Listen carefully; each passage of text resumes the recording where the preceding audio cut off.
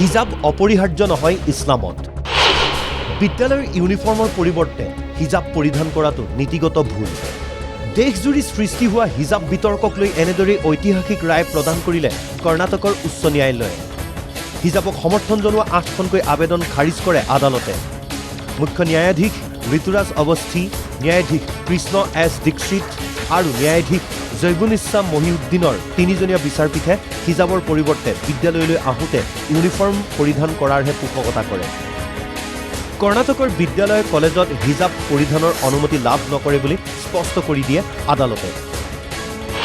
প্ৰতিখন শিক্ষানুষ্ঠানৰে ইউনিফৰ্ম নিৰ্ধাৰণ কৰি দিয়াৰ অধিকাৰ আছে, এই মত আদালতৰ। কৰ্ণাটক উচ্চ ন্যায়ালয়ৰ এই ৰায়ৰ পিছতে বাংগালুৰুত যাতে কোনো অপ্ৰীতিকৰ পৰিস্থিতিৰ উদ্ভৱ নহয় তাৰ বাবে প্ৰশাসনে জাৰি কৰিছে 144 ধাৰা। একেদৰে মুখ্য ন্যায়াধীশ ঋতুৰাজ অৱস্থিৰ বাসগৃহৰ সন্মুখতো বৃদ্ধি কৰিছে নিৰাপত্তা। ইফালে আদালতৰ ৰায়ক আদৰণি বিজেপি।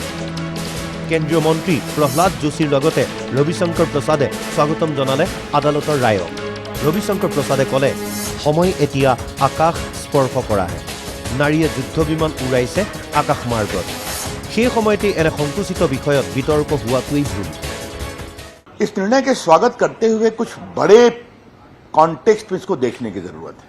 आज हमारे प्रधानमंत्री नरेंद्र मोदी की अगुवाई में महिलाओं को एक नया सम्मान मिला है, नए अवसर मिले हैं। मोदी जी ने पहल करके कहा कि हमारी बेटियां सेना में भर्ती होंगी और प्रभावी रूप से काम करेंगी। तो सेना का तो ड्रेस कोड होता है ना। आज मोदी जी की सरकार ने निर्णय किया कि हमारी बेटियां फाइटर प्लेन भी चलाएंगी एयरफोर्स में, और हमें अच्छा लगेगा कि अल्पसंख्यक समाज की बेटियां भी चलाएं, सेना में आए, तो उसका तो ड्रेस कोड होगा ना। तो मुझे लगता है कि इन चीजों को समझने की जरूरत है। राजनीतिक स्वार्थ और बायस के ऊपर इसको महिला सशक्तिकरण के रूप में देखना चाहिए, और उस दिशा में मैं आज के निर्णय का बहुत ही स्वागत करता हूं। একাংশ মুছলিম মহিলাই সমৰ্থন জনাইছে আদালতৰ ৰায়ক। अगर स्कूल में यूनिफॉर्म है तो हमें स्कूल का यूनिफॉर्म फॉलो करना चाहिए, क्योंकि हमारे लिए सबसे पहले एजुकेशन है, हमारे लिए सबसे पहले शिक्षा है। और इस्लाम में हिजाब पर कोई इतना बड़ी सख्ती और कानून नहीं किया है। उन्हीं ने कहा है एक आप सब और शालीन तरीके से सर को ढाक लीजिए। अब चाहे वो दुपट्टे से झाँकें, चाहे वो घूंघट से ढाँकें, या हम अपने हिजाब से या स्कार्फ से ढाँकें। অৱশ্যে হিজাবৰ ৰায়ক লৈ সন্তুষ্ট নহয় দাৰুল উলুম। হিজাবৰ সন্দৰ্ভত দ্বাৰস্থ হ'ব সুপ্ৰিম কোৰ্টৰ। अब सवाल यह है कि जो बच्चियां हिजाब में स्कूल और कॉलेजेस में जाना चाहती हैं तो उनके लिए सुप्रीम कोर्ट का दरवाज़ा खुला हुआ है।